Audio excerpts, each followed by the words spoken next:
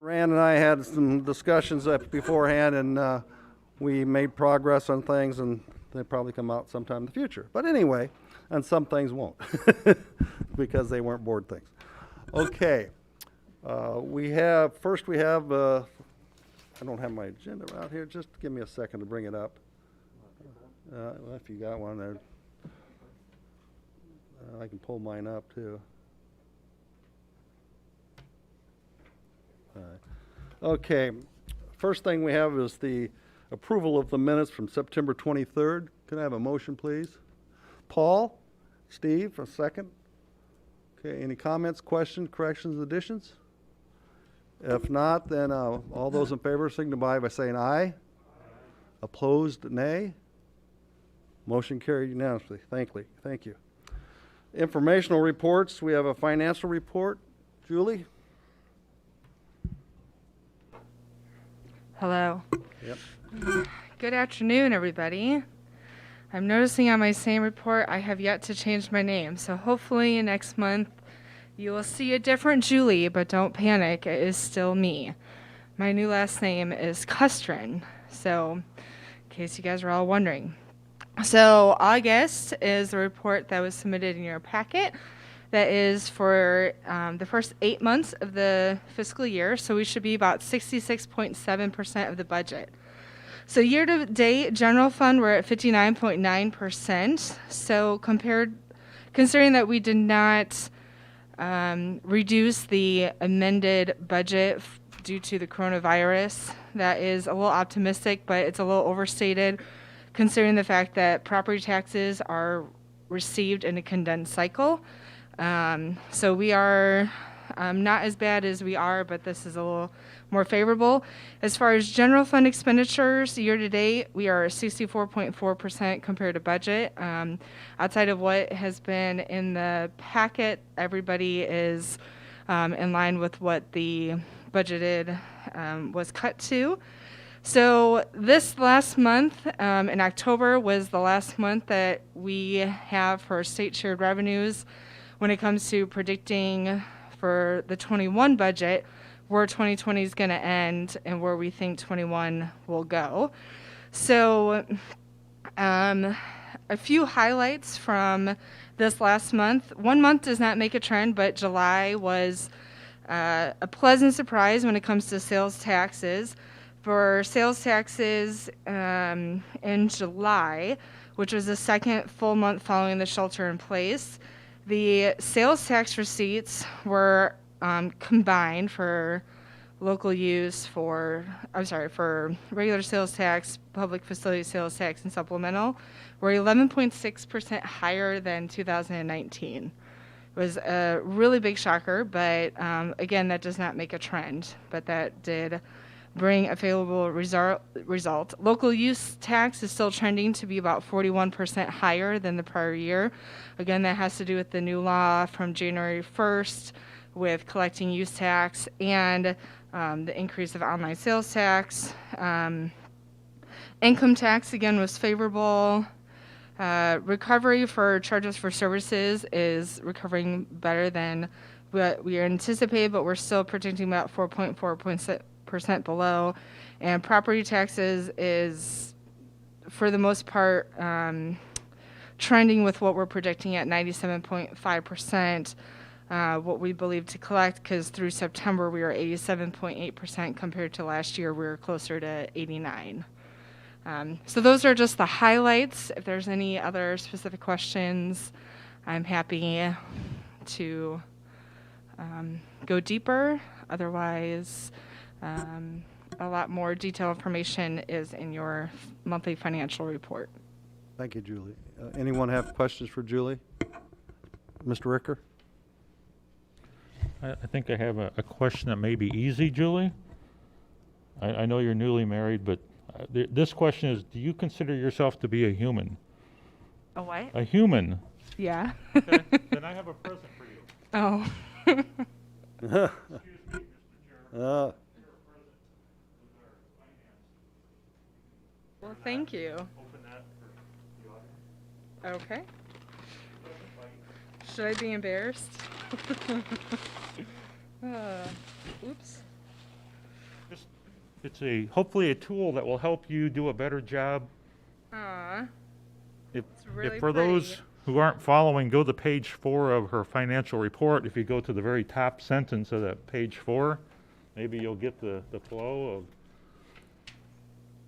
Now she's got to go look at her page 4. You're funny. So it says, since no human on planet Earth has the perfect crystal ball, these are the best estimates that staff can conclude with the information known. Thank you very much. Now you have your own crystal ball. Now we have so the crystal ball. you know the numbers will be that much better. All the best. Thank you so much. We need a little humor here. That's very good. Any other questions, though, for Julie? Anyone? Seeing no hands. We have a resolution to the general fund for transfer to the general fund, from the general fund to the risk management fund for the total of $1 million. Do you want to give anything on that, Scott? Happy to, Mr. Chairman. You want to get a motion and a second on the Oh, floor, excuse and then I'll try and summarize for Rachel the is committee? first, Paul is the second. Thank you. All right. So I think as we've reported out at this committee and at other committees, and as the board, I hopefully is well aware, the responsibility of the risk management fund is multifaceted. First, it pays for unemployment liability when we have it.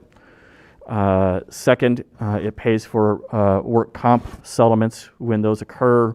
And then third, it has our liability obligations, and that includes any insurance premiums we have for any of our liability coverages, any outside third-party attorney's fees that are incurred when we're involved in litigation, and then the settlement, whether it be through a court action or a negotiated settlement for any of those pieces of litigation. The expenses in the risk management fund have been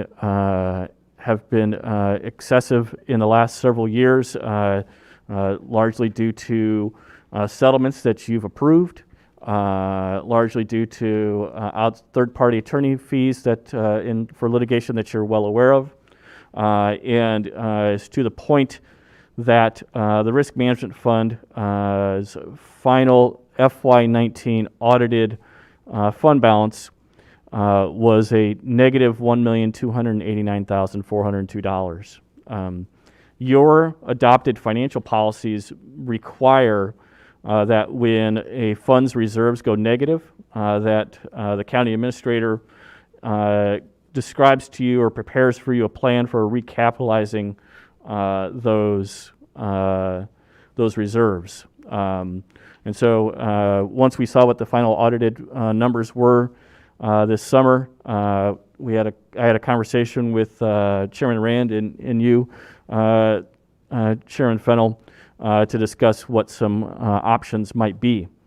Out of that conversation comes this recommendation to you today, and that is for a one-time transfer of the reserves from the general fund to the risk management fund in the amount of $1 million that will start the process to recapitalize those reserves.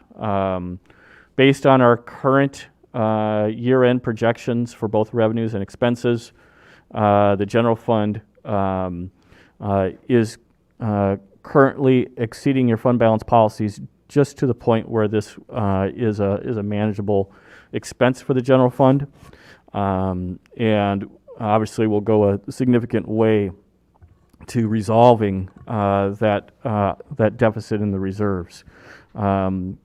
Additionally, as we prepare the 2021 budget, we'll be looking at additional steps to further close that gap. So that, Mr. Chairman, is kind of the basics of the resolution before you, and I'm happy to try and answer any questions. I might note that the other option would be to push it back on the taxpayers, and we had the consensus of pretty much all the board that we did not want to do that. So this is an option short-term, and we can live within our budget, but next year we're hoping to that the factors will be coming in that we will have this fund more closely funded. Okay, any further discussion? Mr. Rand? Thank you, Mr. Fennell.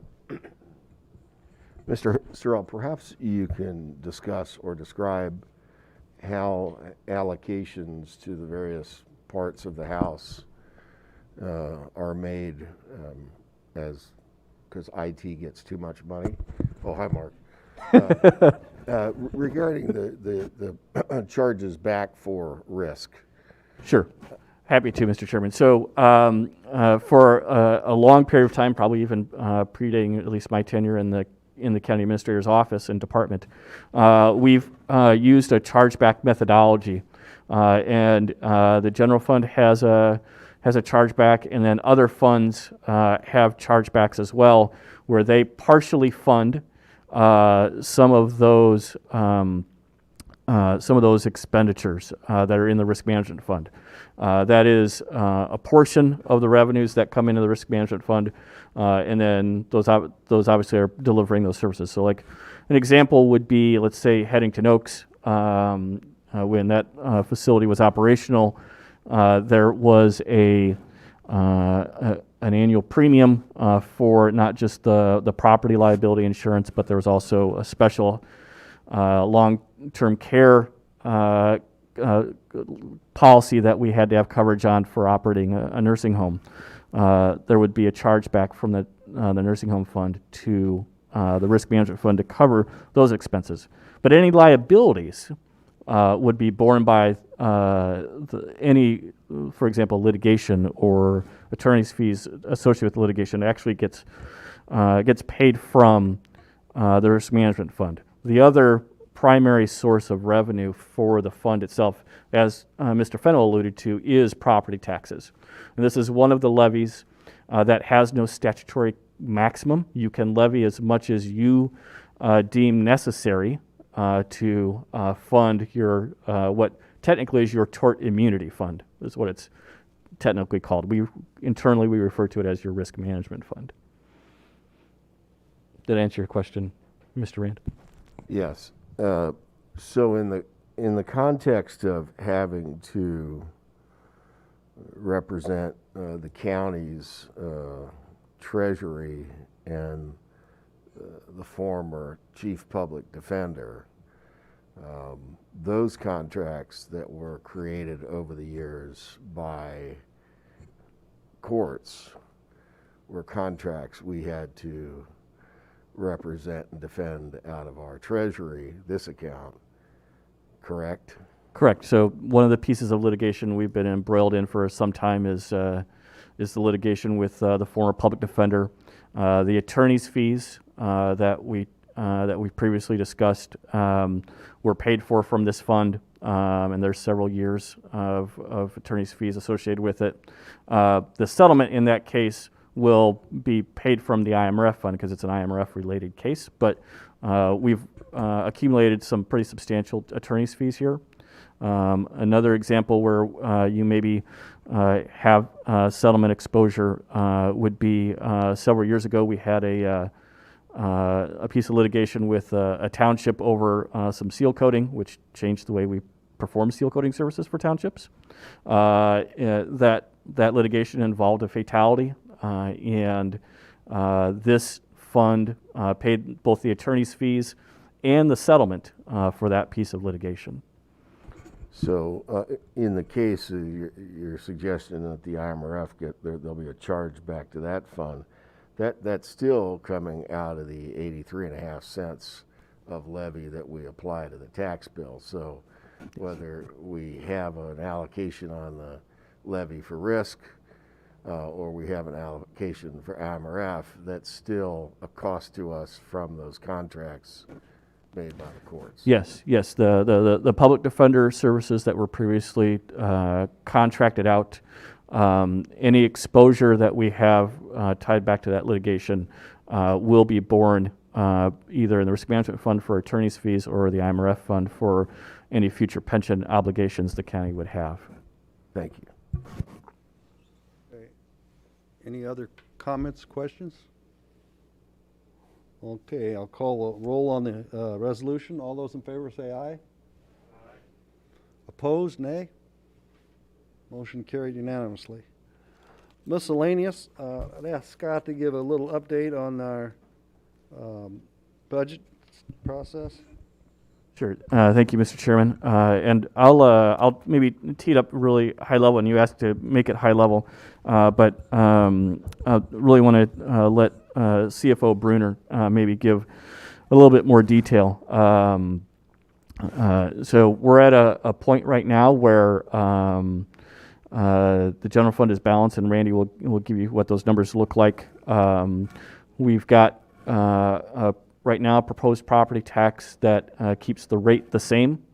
So no increase in property taxes unless a majority of you want to tell me something different than what I've heard previously. And we've managed to find either service delivery enhancements or the service delivery cuts that many of you have previously discussed with me. There are a couple of outliers that we're still working through, and Mr. Bruner will talk through those as well. So I'll turn it over to Randy to kind of give you a high level what the numbers are and maybe what some of those current outstanding issues that we're looking to still resolve. Thank you, Scott. Right now, the general fund preliminarily is 42.95 million and change, give or take, both revenue and expenses. We've actually ratcheted the revenues back a little bit based on what's happening in the outside world in the last couple of weeks.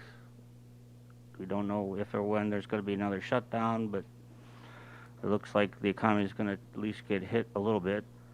Overall, for all funds, we're at 117.6 million. To Scott's point, general fund, we got almost everything nailed down, except courts, we're still going back and forth with. And then the JDC fund, I think we're where we need to be with that, but I'm not remembering exactly where we're at right with that. Other than that, I think all the other funds are pretty much nailed down. Then Randy, you want to just talk a little bit about schedule? All right. Oh, yes, schedule. Sorry. We're trying to get things nailed down by this Friday. We will get the budget book out to you by November 9th. That is when we have to have it so we can have a vote on it in December. So that's our date, drop dead date right now to get the budget book out to you. If we can move that up a little bit, we'll try, but I'm not holding my breath right now.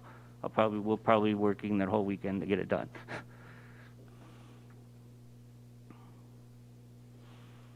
Thank you. Any questions for Mr. Brewer?